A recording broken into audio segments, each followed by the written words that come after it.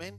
இரண்டாவது இயேசு கிறிஸ்து வந்தவர் எதுக்குன்னா மீட்க வந்தார். ஒரு மீட்பராக வந்தார். முதலாவது சுகப்படுத்துகிறவராக வந்தார். இரண்டாவது மீட்பராக வந்தார். நீங்க என்னாகம புஸ்தகத்தை 21ஆம் அதிகாரத்தை திருப்பி கண்டீங்கன்னா, என்னாகம 21ஆம் அதிகாரம் 4 to 9 வரை உள்ள வசனங்களை நீங்க வாசித்து பார்ப்பீர்கள் என்றால், அங்கு சொல்லப்பட்டிருக்கிறது, இஸ்ரவேல் ஜனங்களை தேவன் வழி நடத்தி சென்றார். அவர்கள் வழி நடத்தி சென்ற போது அங்கு நடந்த ஒரு சம்பவம், அந்த வழி நிமித்தம் அவர்கள் மனம் அடைந்தார்கள் என்று வேதம் சொல்லுகிறது. வாசிங்க, என்னாம 21ஆம் அதிகாரம் 4வது வசனம். அந்த வழி நிமித்தம் ஜனங்கள் என்ன செய்தார்கள்?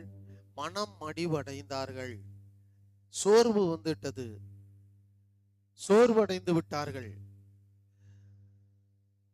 அவர்கள் அந்த ஏதோம் தேசத்தை சுற்றி போகும்படி ஓர் என்னும் மலையை விட்டு சுவந்த சமுத்திரத்தின் வழியாய் பிரயாணம் பண்ணார்கள். வழியின் நிமித்தம் ஜனங்கள் என்ன செய்தார்கள்?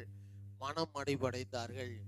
மனம் அடிவு வந்த உடனே என்ன செஞ்சாங்கன்னா, அடுத்த வசனம் சொல்றது, ஜனங்கள் தேவனுக்கும் மோசேக்கு விரோதமாக பேசி, நாங்கள் வனாந்திரத்திலே சாகும்படி நீங்கள் எங்க எகிப்து தேசத்திலிருந்து வர பண்ணது என்ன?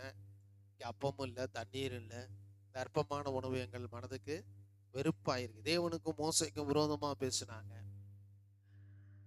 அதனால விளைவு என்ன ஆயிடுச்சு அப்படின்னா, 6வது வசனம், அப்பொழுது கர்த்தர் கொல்லிவாய் சர்ப்பங்களை ஜனங்களுக்குள்ளே அனுப்பினார். அவைகள் ஜனங்களை கடித்ததனால் இஸ்ரவேலருக்குள்ளே அநேக ஜனங்கள் செத்தார்கள். சாவு வந்துருச்சு பாருங்க.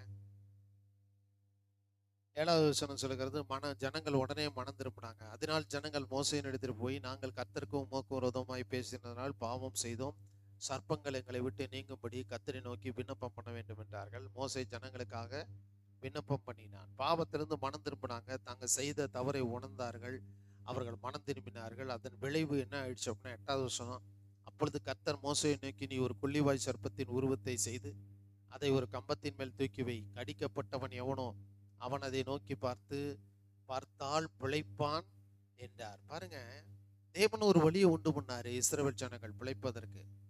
மரணத்துக்கு தப்பி ஜீவனை பெற்றுக்கொள்வதற்கு தேவன் அவர்களுக்கு ஒரு வழியை உண்டு பண்ணார். அது என்ன வழி அப்படின்னா, மீட்பின் வழி. கம்பத்திலே தூக்கி வைக்கப்பட்ட வெண்கல சர்ப்பத்தை நோக்கி யாரெல்லாம் பார்க்கிறாங்களோ அவங்கெல்லாம் என்ன செய்ய முடியும்? பிழைக்க முடியும். இன்னைக்கு பிசாசு மரணத்தையும் அழிவையும் நாசத்தையும் உங்க வாழ்க்கையில கொண்டு வர விரும்புகிறான்.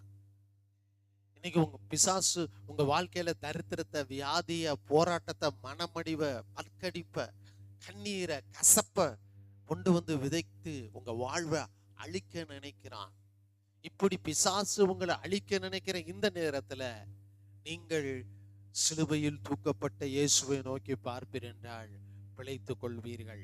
யோவான் எழுதின சுவிசேஷம் 12ஆம் அதிகாரம் 32வது வசனத்திலே அங்க எழுதப்பட்டிருக்கிறது, நான் பூமியில் இருந்து உயர்த்தப்பட்டு இருக்கும் போது எல்லோரையும் என்னிடத்தில் இழுத்துக் கொள்வேன் என்று ஆண்டவராய் இயேசு கிறிஸ்து சொல்கிறார்.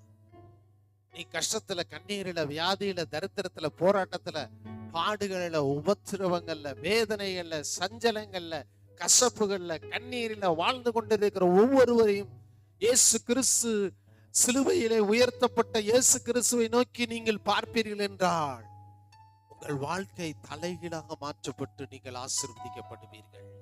உங்களுக்காக இயேசு கிறிஸ்து சிலுவையிலே உயர்த்தப்பட்டிருக்கிறார். உங்கள் பாவங்களுக்காக இயேசு கிறிஸ்து சிலுவையிலே உயர்த்தப்பட்டிருக்கிறார். உங்கள் தரித்திரத்தை ஐஸ்வர்யமாய் மாற்றும்படி இயேசு கிறிஸ்து சிலுவையிலே உயர்த்தப்பட்டிருக்கிறார்.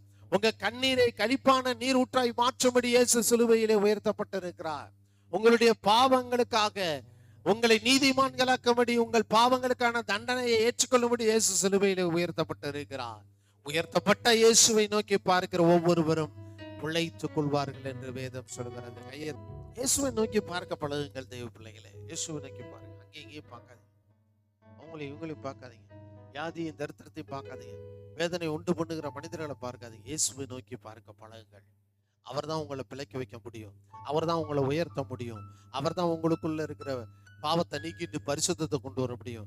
அவர் தான் உங்களுக்குள்ள இருக்கிற வியாதியின் மரண கட்டுகளை அகற்றி உங்களுக்குள்ள ஆரோக்கியத்தை, சுகத்தை, பலத்தை கொண்டு வர முடியும். இயேசு கிறிஸ்துவை நோக்கி பாருங்கள்.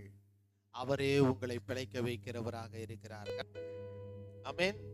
உயர்த்தப்பட்ட இயேசுவை நோக்கி ஒவ்வொருவரும் நீங்க பார்க்கும்போது உங்க வாழ்க்கைக்கு ஜீவன், உங்க வாழ்க்கைக்கு ஆசீர்வாதம், உங்க வாழ்க்கைக்கு நன்மைகள் ஏராளமாக சிலுவையிலே இயேசு கிறிஸ்து சம்பாதித்து வைத்திருக்கிறார். இயேசு கிறிஸ்து சிலுவையிலே சம்பாதித்த அந்த ஏராளமான நன்மைகளை நீங்கள் பெற்றுக்கொள்ள வேண்டும் என்றால் செய்ய வேண்டிய ஒரே காரியம் தெரியுமா? உயர்த்தப்பட்ட இயேசுவை நோக்கி பார்க்க வேண்டும்.